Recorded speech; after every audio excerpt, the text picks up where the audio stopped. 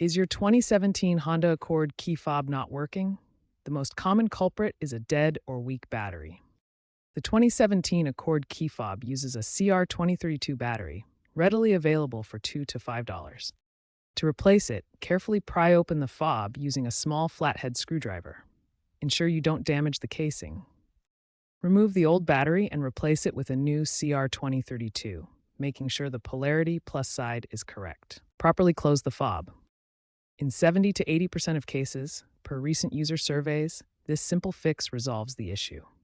Test the fob by attempting to lock or unlock your car remotely. If it still doesn't work, proceed to the next section on Smart Entry Reset.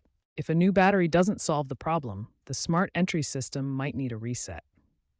This process resyncs the fob with your car's computer. Here's how to reset. First, ensure all doors are fully closed. Insert the key into the ignition.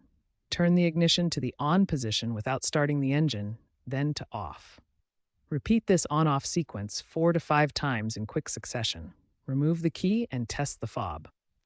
If it still fails, it could indicate electromagnetic interference or more complex electronic issues. In such cases, a dealership visit for ECU reprogramming might be necessary. Dealership reprogramming can cost around $150. Consider upgrading to a digital key app, though this requires aftermarket adapters for 2017 Accords, costing $100 to $300.